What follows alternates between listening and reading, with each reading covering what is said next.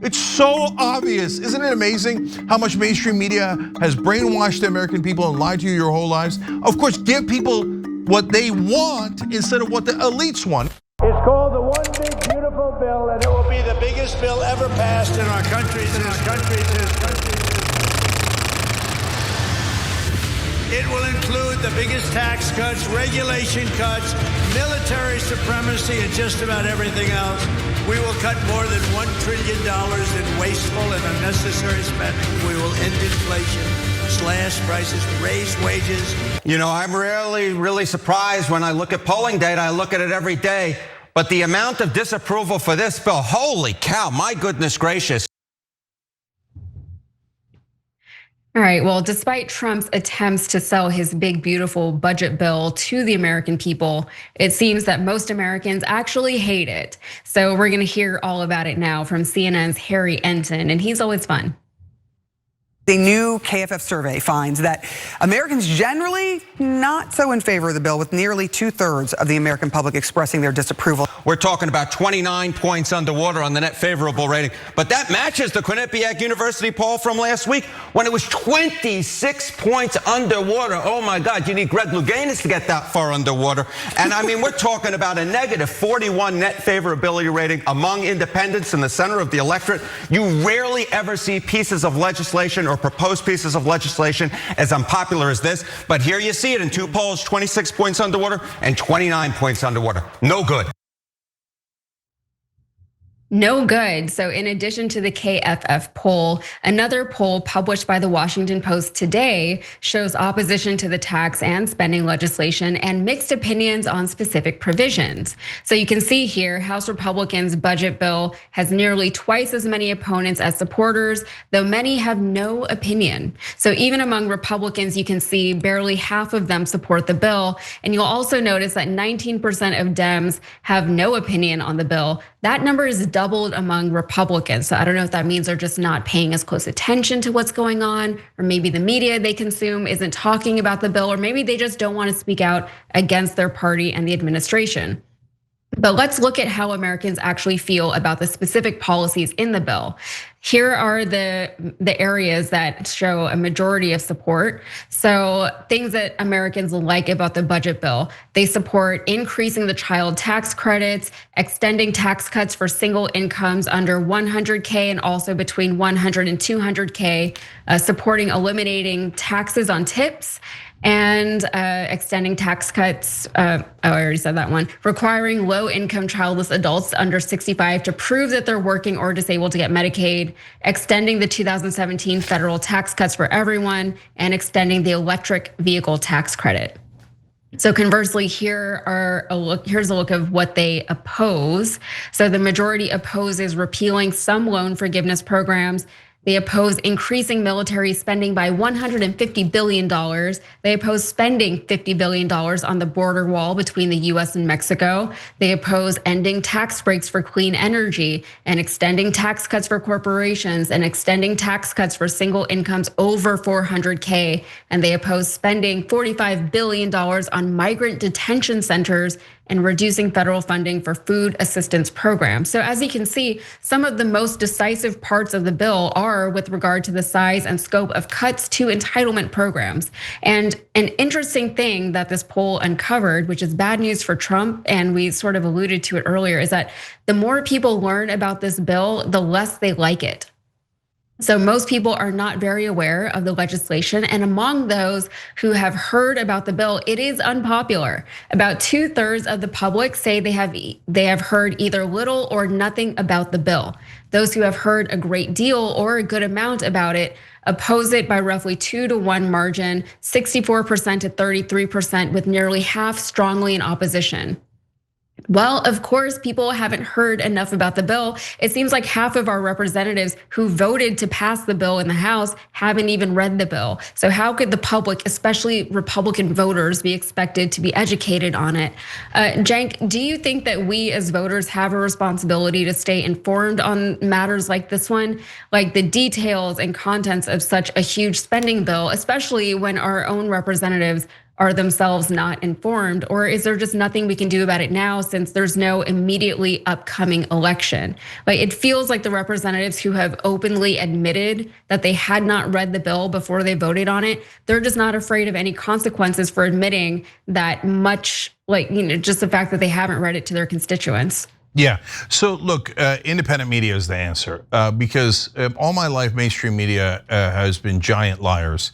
They never tell you what the American people actually want. They tell you what the elites want and pretend that the American people want it. And this poll shows you exactly what I'm talking about. And I'm gonna give you productive answers as to what we should do in a second as well. But first, as to how badly this bill is doing right now. Guys, 17% of independents approve. You could, if you're a Republican, you can make any excuse you like. If you're a MAGA and you love the bill, okay, go ahead. But 17% of independents is a disaster. And we're a fair show. We're not one of these partisan hacks. Oh, our side is great, your side is terrible, right? So no, when Joe Biden was in the low 30s with independents, I came on the show in 2023 and said he cannot recover. You can't be this low with independents and win an election. I mean, the age is super relevant, but whether it's the age or anything else, the jury's come in. You can't be this low with independents. And so that's what I'm telling you, Republicans. Now, it doesn't mean the bill's not gonna pass, because almost everyone in Congress is a crook, and they can't wait to give themselves tax breaks, right?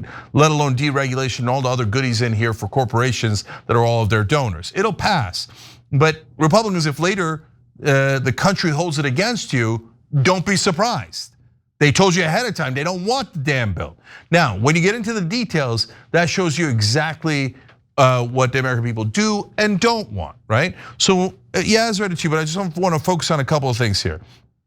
Child tax credits. What did we tell you about Biden? We said when he put that in for a year in the beginning of his term for a COVID relief bill, it was the single most popular thing that he did. And when he took it away, that's when his ratings started to decline. And we said, oh my God, no, fight for the child tax credit.